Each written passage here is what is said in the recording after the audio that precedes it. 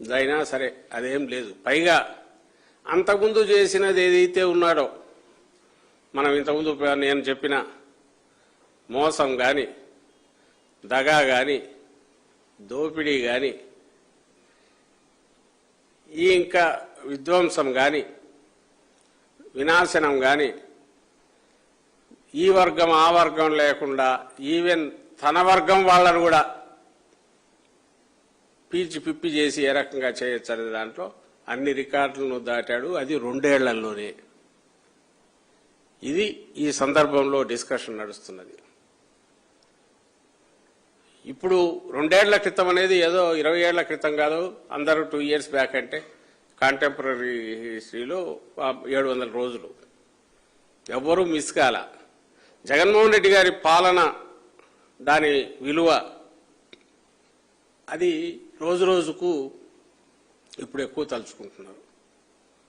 ఇతను కొట్టుతున్న దెబ్బలకు వాళ్ళ వీళ్ళు కాకుండా ఎడాపెడా లెఫ్ట్ రైట్ సెంటర్ ఈయన కొడుతున్న చంద్రబాబు నాయుడు కొడుతున్న దెబ్బలకు దాదాపు అన్ని వర్గాల ప్రజలు విసిగిపోయారు, ఇంక్లూడింగ్ తన వర్గంతో సహా. ఈసారి కొత్తది ఏం చేశాడు?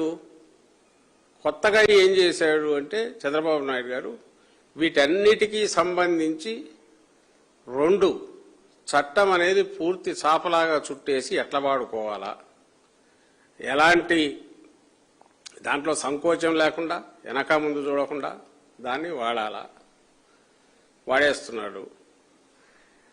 రెండవది, టెక్నాలజీని వాడి మీడియా అనే దాన్ని ఫేక్ మీడియాను సృష్టించైనా సరే ఫాల్స్ తప్పుడు ఒక చిత్రం క్రియేట్ చేయాలా.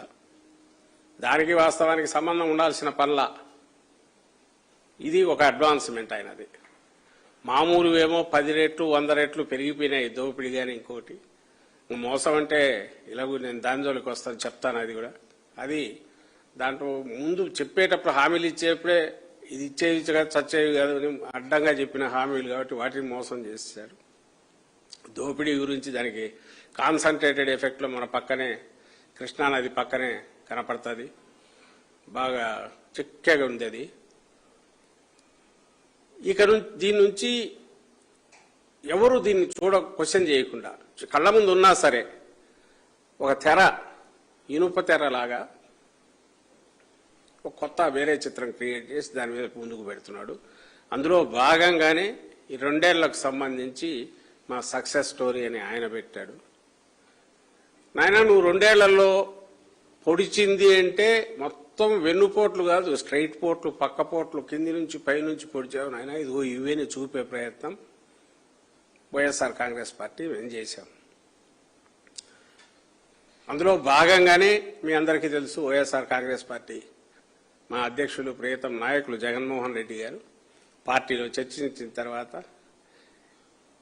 వాయిస్ వినిపించలేని స్థితిలో ఉన్న నిస్సహాయాల పక్షాన నిలబడిన పార్టీగా ఆ వాయిస్ ఇప్పుడు అసలు వినపడకుండా తొక్కేసిన చంద్రబాబు నాయుడు చట్టాన్ని తన దీనిగా చేసుకుని పోలీసులు తన రక్షణకు పెట్టుకుని ఎదురు మా క్వశ్చన్ చేసిన వాళ్ళ మీద దాడి చేయడానికో తప్పుడు కేసులు పెట్టడానికి మాత్రమే వాళ్ళని వాడుకుంటూ అందులో కొత్త కొత్త మెళకువలు నేర్చుకుంటూ చంద్రబాబు నాయుడు చేస్తున్న వాటిని ఈ నేపథ్యంలో మరి 3 పార్టీలు కలిసి ఒకటే అయిపోయాక రాజకీయ పార్టీలు ఏదో ఒక పార్టీ ఉంటే అధికారంలో వైఎస్ఆర్ కాంగ్రెస్ పార్టీ బలమైన ప్రతిపక్షంగా అదే అడిగితే మిగిలిన వాళ్ళు ఏదో ఒక క్వశ్చన్ వీళ్ళు ఒక క్వశ్చన్ రైజ్ చేసేది. ఇప్పుడు